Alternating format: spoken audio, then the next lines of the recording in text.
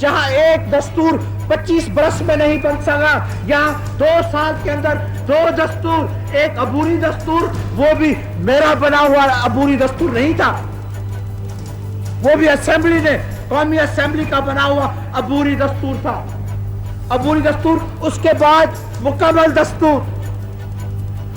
دستور وہ بھی قومی اسمبلی کا بنا ہوا۔ اور کون سا دستور؟ وہ دستور جو اسلامی، وہ دستور جو وفاقی، وہ دستور جس میں جمہوریت کی حفاظت، جمہوریت کی سلامت۔ جناب اور میں کیا کروں جمہوریت کے لیے؟ ہر قوم، ملک اور معاشرہ فکری اور تنظیمی یکجہتی پر مبنی ہوتا۔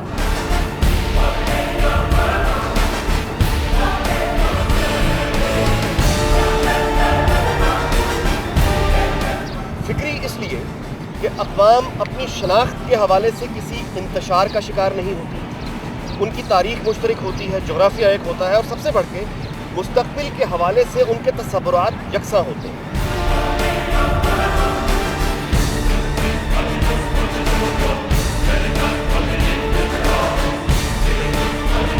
ان تمام ضروریات کو پورا کرنے کے لیے ایک دستاویز تیار کی جاتی ہے جسے مانوی طور پر سوشل کانٹریکٹ اور قانون کی زبان میں آئین کہا جاتا ہے۔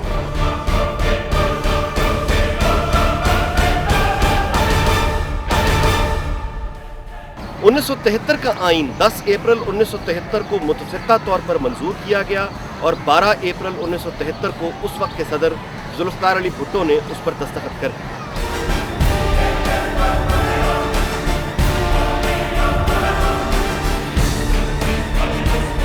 جس وقت یہ آئین بنایا جا رہا تھا اس وقت پاکستانی معاشرے کے خد و خال کیا تھے اور اس آئین کو متفقہ طور پر منظور کرنے کے پیچھے کون سی دلچسپ کہانیاں ہیں، آج ہم اس کی تلاش کریں گے۔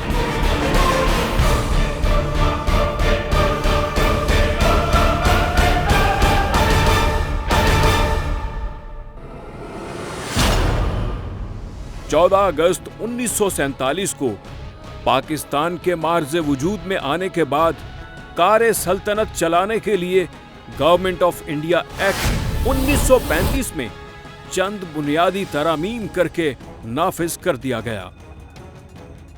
پاکستان کی پہلی نامزد دستور ساز اسمبلی کو پاکستان کا آئین بنانے کا اہم فریضہ سونپا گیا۔ 12 مارچ 1949 کو پاکستان کی دستور ساز اسمبلی نے قرارداد مقاصد کے نام سے ایک قرارداد کو پاس کیا اور پاکستان کے آئین کے بنیادی خد و خال کو واضح کیا،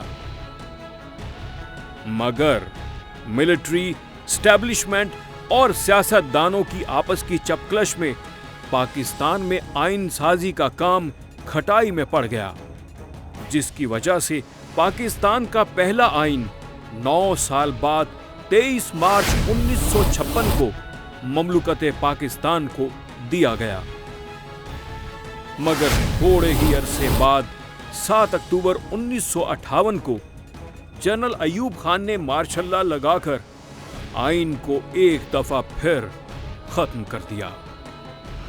73 سے پہلے کے آئین کیوں ناکام رہے اور خود 1973 کے آئین کا پس منظر کیا تھا، اور سب سے بڑھ کے یہ کہ کسی بھی ملک اور قوم کی زندگی میں آئین کی اہمیت کیا ہوتی ہے، یہ ہم پوچھیں گے نذیر ناجی صاحب سے۔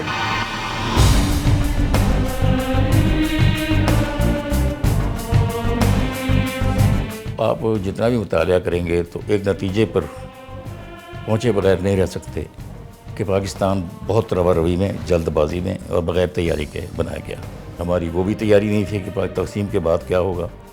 اس کے بعد پھر ہمارے جو حصے تھے وہ چاہے خزانے میں ہوں، چاہے فوج میں ہوں، بیوروکریسی میں ہوں، ان میں بھی کوئی واضح ہمارا مطالبہ موجود نہیں تھا، ہمارے پاس ڈیزائن کوئی نہیں تھا، ہمیں افراتفری میں سب کچھ ملا۔ ہندوستان نے جب آئین کی تیاری شروع کی تو آزادی کے صرف چند سال بعد ہم نے 56 میں نافذ کیا، وہ تو بہت ارلی کر گیا تھا، لیکن وہ جو آئین ہم نے نافذ کیا اس میں بھی تنازع موجود تھے۔ مشرقی پاکستان کے عوام کی خواہشات اور تھیں، ہماری خواہشات اور تھیں، مغربی پاکستان کے لوگوں کی۔ ہم بہت سے معاملات میں مذہب کی آڑ دے کر عام انسانی حقوق جو تھے انہیں آئینی طور پر دبانے کی کوشش کرتے رہے۔ بنگالیوں کی پوری جو جدوجہد تھی وہ یہ تھی کہ मुल्क में जमहूरियत हो, वन मैन वन वोट की बुनियाद पर जो निज़ाम हो वो कायम हो। हम ये नहीं मान रहे थे। फाइनली हमने क्या किया, हमने उन्हें कहा कि जी आप बेशक 52% हैं, हम बेशक 48% हैं, लेकिन आप दोनों को 50-50 मान जाएं। इसे मशरक़ी पाकिस्तान कहेंगे, आप मशरक़ी पाकिस्तान हम मगरबी पाकिस्तान हो जाएंगे। और इस तरह से बराबरी की बुनियाद पे आइन बना रहे थे। वो जिन्हें हम गद्दार कहते थे वो यूँ मान गए, तस्लीम कर गए, अपनी अक्सरियत को भी अक़लियत में बदलने पर या मसावी लाने पर वो तैयार हो गए। उस पर शेख मुजीबुर रहमान उसने उसी वक्त कह दिया था कि अब ये लोग हमें बंगाल नहीं कहेंगे, हमें मशरक़ी पाकिस्तान कहेंगे। वही हुआ। तो उनके खदशात भी पहले से मौजूद थे, उनके साथ जो सलूक भी हो रहा था, ये था वो पस मंज़र जिसमें फाइनली वो ट्रेजडी हुई जिसे हम साने मशरक़ी पाकिस्तान कहते हैं। तो ये एक अफरा तफरी की हालत थी, लेकिन इस हालत में भी भुट्टो ने ये 20 दिसंबर को आके 71 में उन्होंने चार्ज लिया और 20 अप्रैल को अबूरी आइन नाफिज करके मार्शल लॉ उठा दिया था।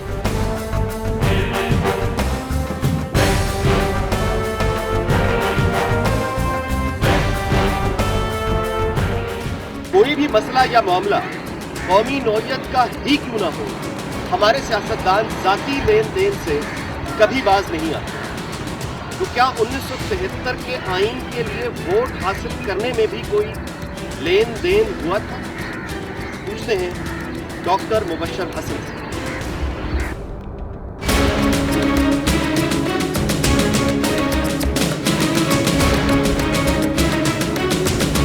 अच्छा डॉक्टर साहब, कोई आइन के हक में वोट डालने के लिए कोई लेन देन, कोई सौदेबाजी? अरे बहुत पैसे लिए हैं इन लोगों ने। कोई वाक़या तो बताइए कि 73 को दिलचस्प लेन देन आपको याद रह गया हो। अरे भाई एक मौलवी था बलोचिस्तान का, वो वोट नहीं देता था। भुट्टो साहब को कहा गया कि वो पैसे लेके वोट देता है। मैंने कहा अच्छा, मौलाना है, ये है, वो है, इलेक्ट हुआ है, हमारे कैंडिडेट को उसने शिकस्त दी है जी। तो उन्होंने कहा मैं दूंगा पैसे इसे, बुलाओ उसे मेरे सामने। वो आया, उसने कहा जनाब मुझे इतने पैसे दो तो मैं वोट दे दूंगा।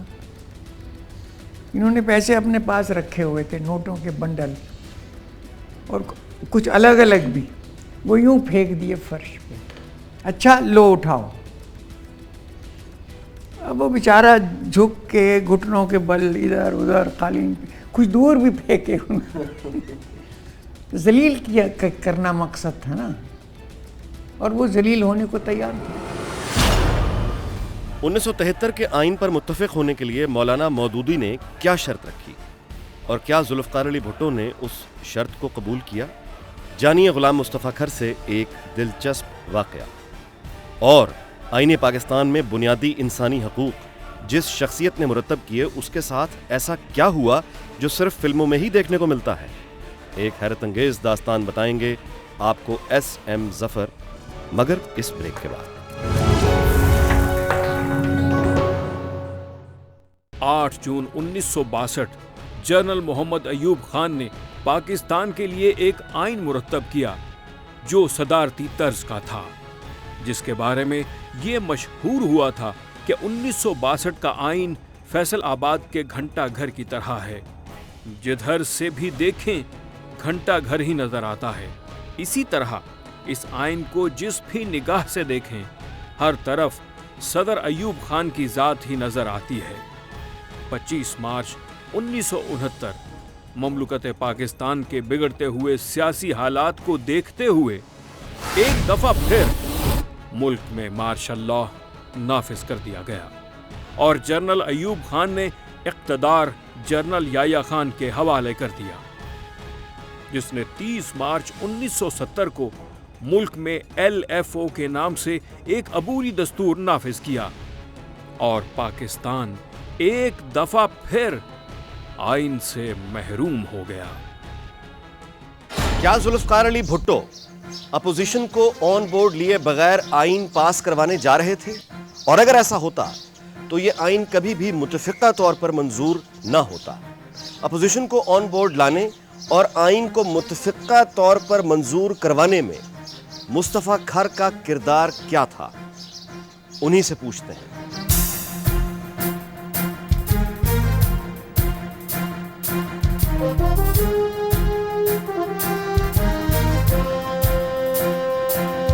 किसी की अपनी अपनी डिमांड्स थे, और भुट्टो साहब ने ये भी कहा था कि जिस हद तक मुमकिन है उनको अकोमोडेट करने की कोशिश करें।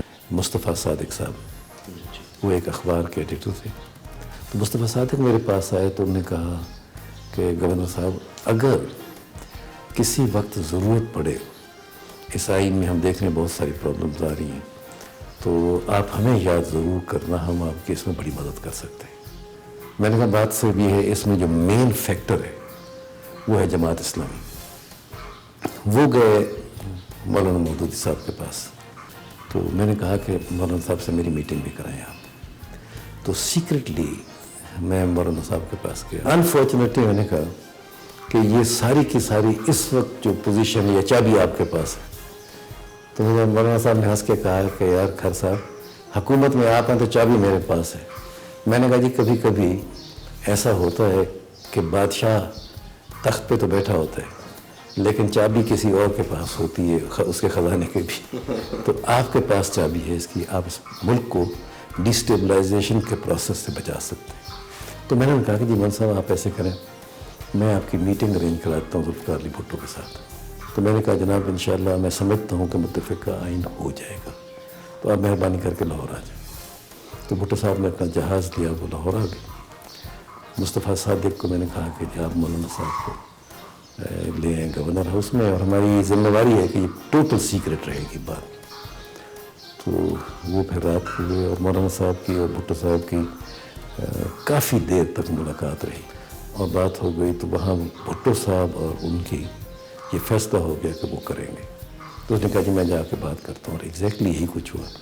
मौलाना साहब ने उनसे जाके मीटिंग की, कहा तो उनने कहा कि जी ये आप क्या कर रहे हैं हमारे साथ इस आखिरी वक्त पे, क्योंकि हमने तो अपोज करना है। और उन्होंने कहा कि नहीं, हम इसलिए मैं चाहता हूँ कि इस वक्त पाकिस्तान की कौम चाहती है आइन और मुत्तफ़िक़ा आइन। तो हमने आज अगर भुट्टो पावर में है तो कल को हमने भी दोबारा वोट मांगने जाना है, तो फिर तो इस मुल्क में सिर्फ एक ही शख्स पेट्रियट माना जाएगा और हम मुल्क के ख़िलाफ़ हो जाएंगे। ये मौलाना साहब की लाइन थी। उन्हें कहा नहीं कि मौलाना साहब आपको ये गलत फहमी, इसका तरीका यही है कि हम पब्लिक मीटिंग करते हैं वहाँ इस्लामाबाद में, और उसमें हम सारी बात करेंगे और लोगों से वहीं आपको मैंडेट ले देंगे कि हम ज़ुल्फ़िकार अली भुट्टो का आइन नहीं चाहते। तो मौलाना साहब ने मेहरबानी की, उसने हमें ये बताया कि जी खान साहब ये बात हुई है, और मैं समझता हूँ कि उनकी उसमें जीत नहीं होगी, लेकिन मेरे लिए भी ऑनरेबल तरीका है कि अगर वहाँ वो मंजूरी नहीं होती तो फिर कोई वरना ये कहेंगे जी मैं बेक किया हूँ या क्या हूँ। तो मैंने कहा बिल्कुल आप ठीक कहते हैं। तो वहाँ फिर पब्लिक मीटिंग अनाउंस हुई, बहुत बड़ी। हमने भी फिर अपनी तरफ से जो कर सकते थे वो किया। वो जो आपने कहा कि जो कुछ कर सकते थे किया, वो क्या था? वो ये था कि हमने अपने लोगों को कहा कि वो जाएं, और वहाँ अगर कोई ऐसी बात हो तो उसमें वो कहें नहीं हम पाकिस्तान में आइन चाहते हैं। तो वहाँ एग्जैक्टली यही कुछ हुआ कि वो लोगों से हाँ नहीं करा सके, और लोगों ने उनको हक में कोई वो नहीं। मीटिंग टूट गई, अफरा तफरी हो गई वगैरह वगैरह, कॉन्स्टिट्यूशन पे दस्तखत करने पड़े उन्होंने किया। तब भी उनका बहुत बड़ा एहसान उन्होंने किया, लेकिन हुआ यही था। अगर वो मीटिंग कामयाब हो जाती तो शायद पाकिस्तान को मुत्तफ़िक़ा आइन न मिलता।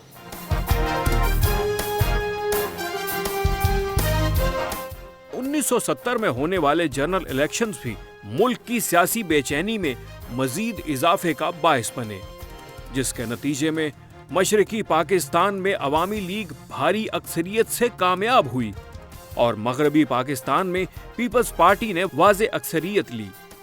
जनवरी 1971 से मार्च 1971 तक दोनों पार्टियों के दरमियान हुकूमत साजी के लिए बेशतर मुज़ाकरात हुए, मगर कोई नतीजा ना निकल सका।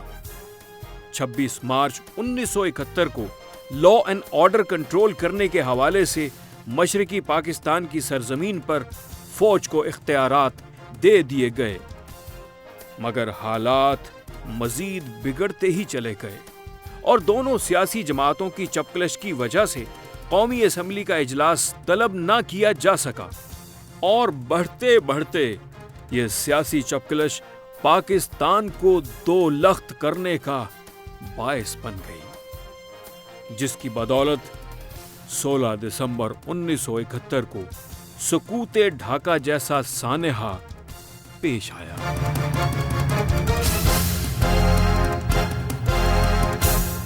1973 کے آئین میں فنڈامنٹل رائٹس لکھنے کا بنیادی کام جناب ایس ایم ظفر نے انجام دیا۔ اس آئین کے حوالے سے وہ اور کون سی یادداشتیں ہم سے شیئر کریں گے؟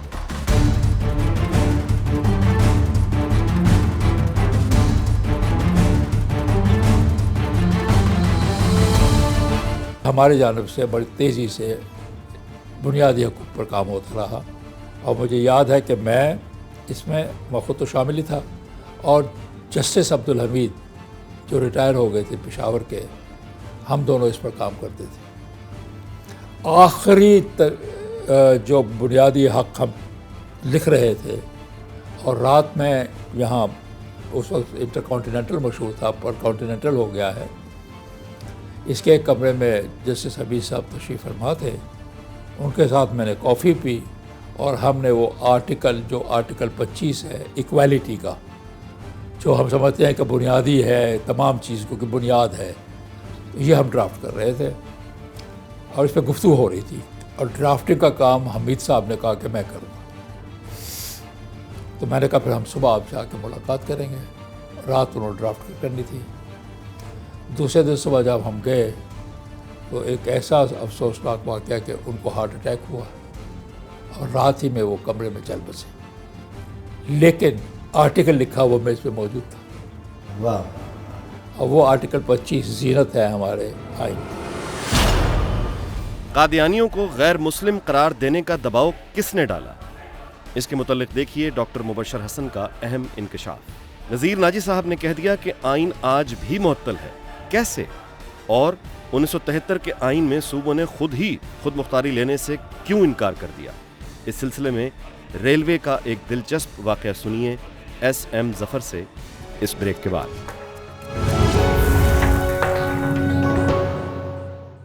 جب یہ کانسٹیٹیوشن منظور ہوا 73 کا، احمدیوں کو اقلیت قرار دینے کا فیصلہ یعنی کانسٹیٹیوشن میں آپ نے بعد میں امینڈ کر کے امینڈمنٹ ہوئی، تو یہ سیاسی فیصلہ تھا؟ بالکل سیاسی فیصلہ تھا۔ اس کا مطلب یہ ہے کہ وہ پھر اپنی یعنی پاور پالیٹکس میں کمپرومائزز بھٹو صاحب کے پھر موجود ہیں۔ بہت زبردست۔ آپ پوچھ رہے ہیں کہ یہ کیوں ہوا؟ یہ سعودی عرب کے پریشر سے ہوا۔ تو اب وہ یوں کہتا تھا سعودی عرب کا بادشاہ کہ ان کو یہاں نہ آنے دو۔ یہاں نہ آنے کا مطلب یہ ہے کہ ان کو مسلم نہ لکھو پاسپورٹ میں، اگر ان کو غیر مسلم لکھو گے تو پھر یہ نہیں آ سکیں گے حج کو۔ تو ساری بات احمدیوں کا، ساری تو نہیں، بڑی بات احمدیوں کا خانہ کعبہ میں جانے سے روکنے کے لیے شرطیں لگائیں۔ تو یہ امینڈمنٹ جو ہے یہ it was a political decision again, totally political. شدید مشکلات کے بعد آخرکار 1972 میں پاکستان کا آئین بنانے کے لیے ایک کمیٹی قائم کی گئی، جس کا سربراہ محمود علی قصوری صاحب کو چنا گیا، جس نے اکتوبر 1972 میں پاکستان کے لیے ایک عبوری دستور نیشنل اسمبلی میں پیش کیا، اور 10 اپریل 1973 کو اس وقت کی قومی اسمبلی نے دستور کی منظوری دی۔ 12 اپریل 1973 کو صدر پاکستان جناب ذوالفقار علی بھٹو نے اس کی منظوری دی، اور یہ آئین 14 اگست 1973 سے پاکستان میں نافذ العمل ہوا۔ اس آئین میں 1973 سے لے کر آج تک 20 ترامیم کی جا چکی ہیں۔ وہ پہلا آئین تھا جو سازش کے بغیر، کنسنسس کے ساتھ اور اتفاق رائے سے بنا گیا، ورنہ یہ باقی حصہ بھی ملک کا سنبھالنا آسان نہیں تھا۔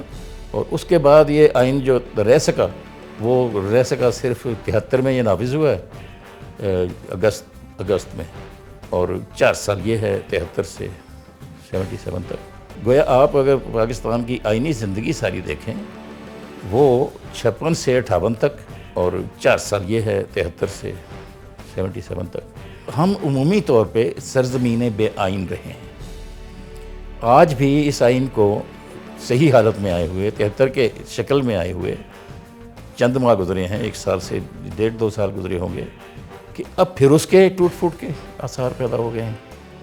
چاروں طرف سے مختلف آوازیں آ رہی ہیں. اگر عملاً دیکھا جائے تو یہ آئین تو بحال ہوتے ہی، نافذ ہوتے ہی متنازع بن گیا تھا. 2 سال سے ہمارا آئین بھی متنازع حالت میں پڑا ہے. سپریم کورٹ اور حکومت کے اندر آئین کی ایک شق پر تنازع چل رہا ہے اس وقت. اب وہ کہتے ہیں کہ یہ ہمارے آئین کے تحت ہمارے صدر کو تحفظ حاصل ہے. وہ کہتے ہیں اگر آپ استثناء چاہتے ہیں تو آپ ہم سے مانگیں. اور ایسی صورت میں جب آئین کی ایک شق متنازع ہو یا غیر مؤثر ہو، یا حکومت کے لیے غیر مؤثر ہے اس وقت، یا عدلیہ کے لیے غیر مؤثر ہے تو صحیح، تو آئین تو پھر ٹوٹا ہوا ہے.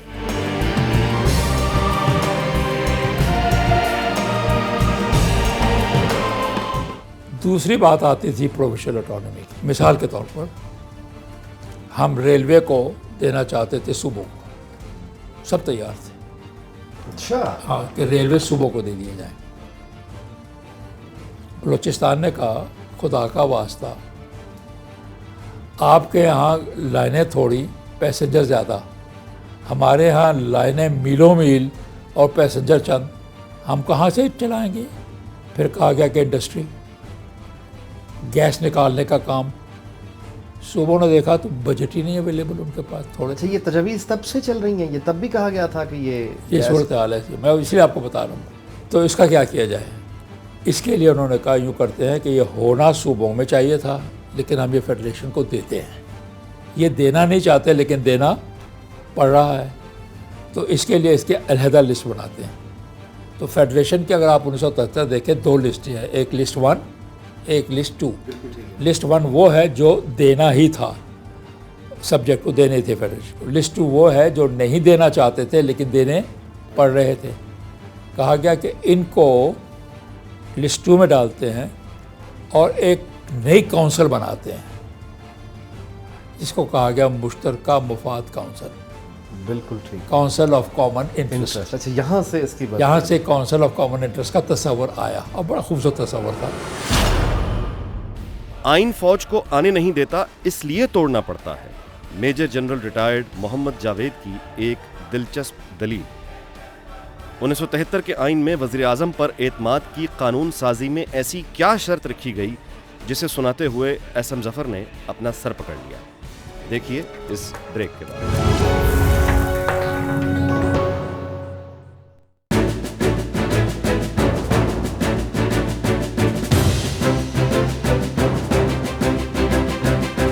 جنرل صاحب، پاکستان میں آئین کی پامالی یا آئین کا ٹوٹنا یا آئین کا ہیلڈ ان ابینس میں چلے جانا فوج کی جانب سے بار بار دیکھنے میں آیا ہے. کیا آئین کمزور تھا یا کیا آئین کا احترام نہیں ہے؟ وجہ کیا ہے؟ ہم 2 چیزوں کو مکس کر رہے ہیں کہ جب فوج انٹروین کرتی ہے تو وہ آئین سے دل برداشتہ ہونے کی وجہ سے نہیں کرتی ہے، بلکہ معروضی حالات اس قسم کے ہوتے ہیں کہ ان کو انٹروین کرنا پڑتا ہے. اور چونکہ آئین اس میں ایک رکاوٹ ہے، آئین کے اندر ایسی اس قسم کے اقدامات کی کوئی جگہ نہیں ہے، اس لیے ہم اس کے اس طرح سمجھتے ہیں کہ جیسے فوج آئینی دائرۂ کار میں نہیں رہنا چاہتی. میں اس کی مثال یہ دے سکتا ہوں کہ جب ملٹری ٹیک اوور ہوتا بھی ہے تو ان کا پہلے کوشش یہی ہوتی ہے کہ آئین کو اسی حالت میں رکھا جائے. دوسری بات یہ ہے کہ وہ اسی سسٹم کو بہتر کر کے پھر اس کو استعمال کرنا چاہتے ہیں، تو سول ملٹری بیوروکریسی جو ہے وہ ٹیک اوور کر لیتی ہے. تو صاحب کے بارے میں یہ بات تصور ہے، پرسیپشن ہے، شاید یہ ریالٹی بھی ہے، یہ اب آپ بتائیں گے کہ وہ ہمیشہ نمبر 1 کی پوزیشن پہ رہنا پسند کرتے تھے، سیکنڈری پوزیشن ان کو اچھی نہیں لگتی تھی. تو اگر یہ درست ہے تو پھر یہ 73 کا جو کانسٹیٹیوشن ہے اس کو وہ صدر تھے تو صدارتی کیوں نہیں انہوں نے بنایا؟ دیکھیے، اس بات پر پارٹی کے اندر بہت گفت و شنید ہوئی اور پارٹی بھی سمجھتی تھی کہ صدارتی آئین جو ہے وہ زیادہ ایفیشینٹ ہوتا ہے، لیکن پارلیمانی آئین جو ہے وہ سب کی رائے تھی، خاص طور پر چھوٹے صوبوں کی. مین تو بھٹو صاحب اور رفیع رضا تھے میرے خیال میں. وہ یہ چاہتے تھے کہ صدارتی چاہتے تھے، لیکن دونوں کو پتہ تھا ہو نہیں سکتا. اب چاہنے کی کیا ذکر ہے اس میں.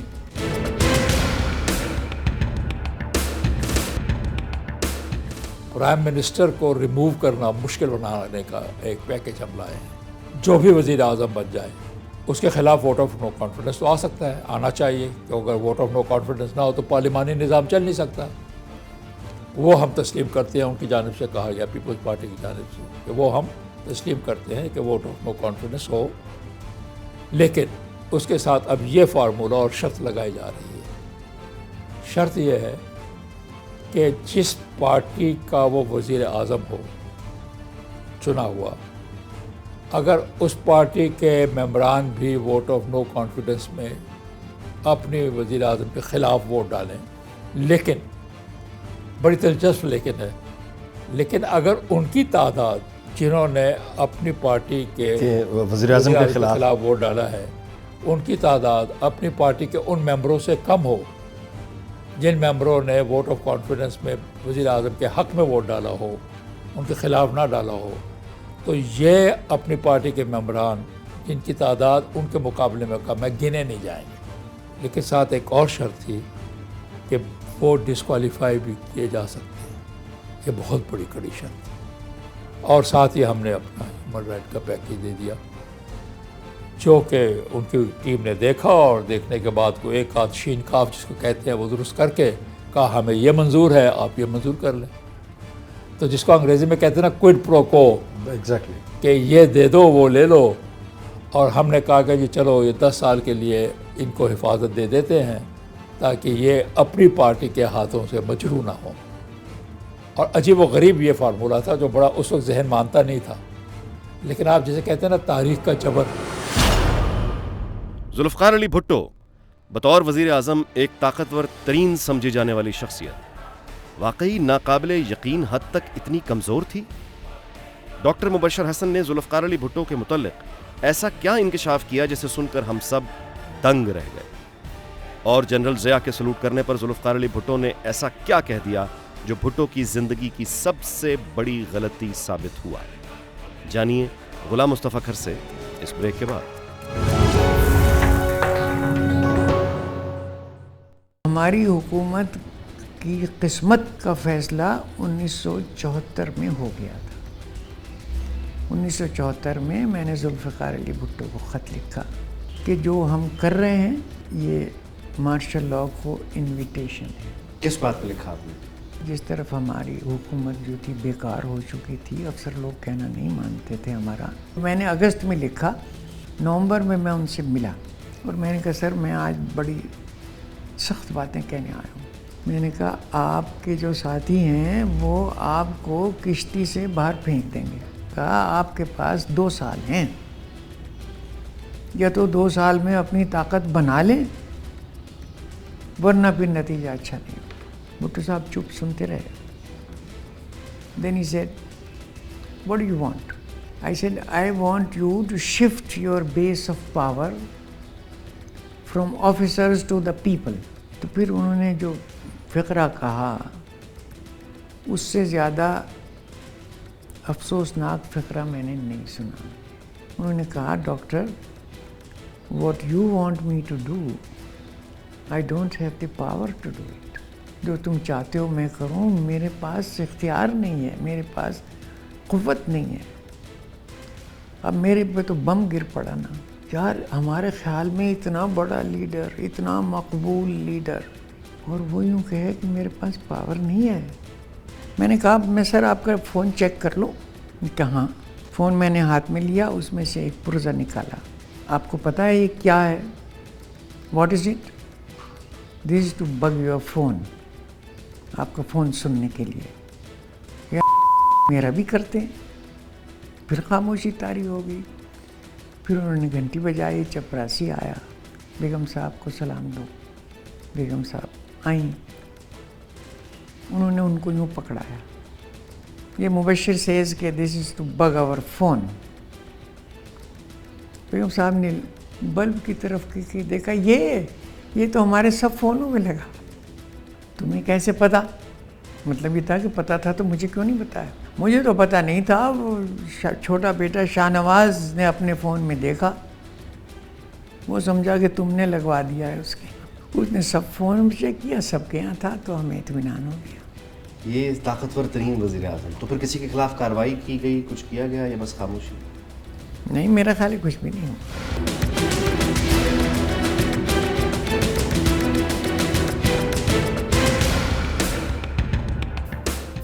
کیا آئین بنانے کے بعد بھٹو صاحب کو یہ یقین تھا کہ اب ماشاء اللہ نہیں آئے گا، آئین نہیں ٹوٹے گا، یا وہ اس خدشے کا کبھی اظہار کرتے تھے؟ بھٹو صاحب کو ہرگز یہ مکمل یقین نہیں تھا کہ آئین کے بعد پاکستان نہیں ٹوٹ سکتا. اس سازش میں باہر کے جو طاقتیں اور قوت تھیں وہ بھی شامل تھیں، اور اس سازش میں ہمارے ملک کی جو قوتیں تھیں وہ بھی شامل ہوئیں، بلکہ ہماری پارٹی میں سے کچھ لوگ جو تھے وہ بھی شامل ہوئے. اسی سازش کے لیے ذوالفقار علی بھٹو کو پھانسی پہ چڑھا دیا گیا.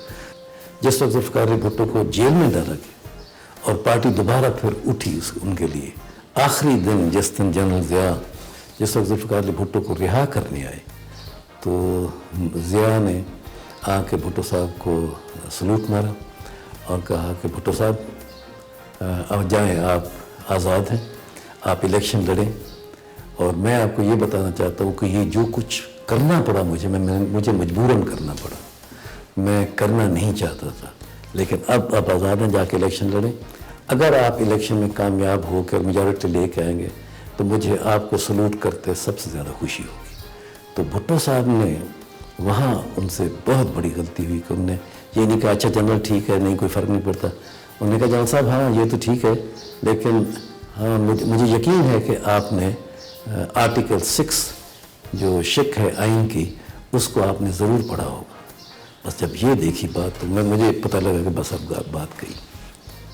جو یہ آئین جو خود کو بچا نہیں سکا، اور مطلب یہ آئین جس کے ساتھ یہ حشر ہوا، تو یہ کیا ممکن ہے کہ پاکستان میں کوئی کنسنسس کے ساتھ کوئی نیا آئین بنے؟ دیکھیں جی، پہلے جب ہم نے آئین بنایا، جو پاکستان کا پہلا جمہوری آئین ہے، وہ 1973 کا ہے، 1956 کا نہیں تھا. وہ ملک ٹوٹنے کے بعد بنا. اب اگر کچھ لوگ پھر یہی چاہتے ہیں تو بس اللہ ہم پر بھی رحم کرے اور ان پر بھی رحم کرے. میں اس سے زیادہ کیا کہوں. تو آئین کا دوبارہ بننا ان حالات میں ممکن آئین کا آئین دوبارہ بنے گا تو پھر اس پاکستان میں نہیں بنے گا.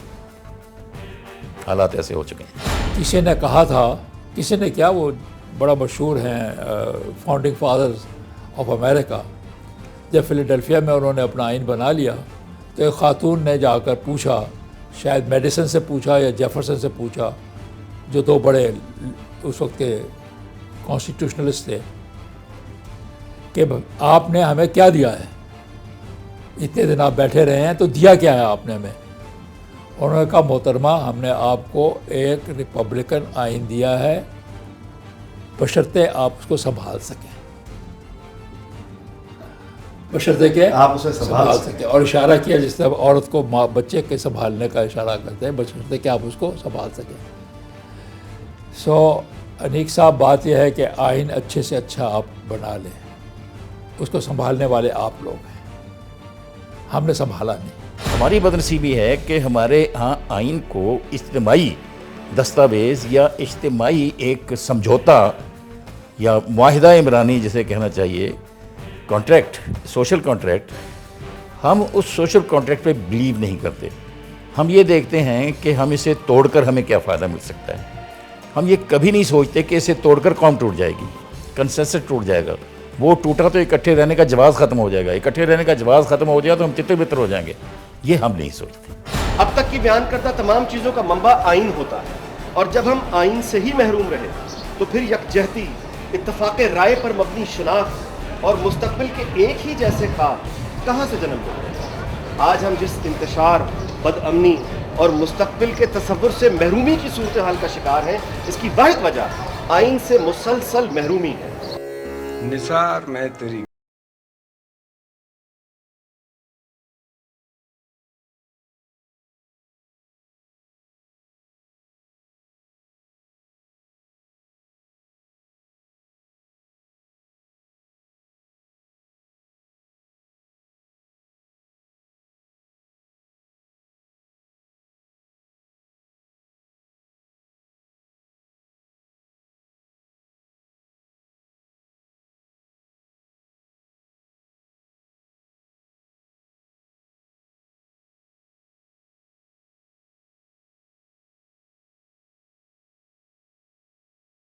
گشتی رہی ہے. जुल्म से खल्क, न उनकी रस्म नई है न अपनी रीत नई।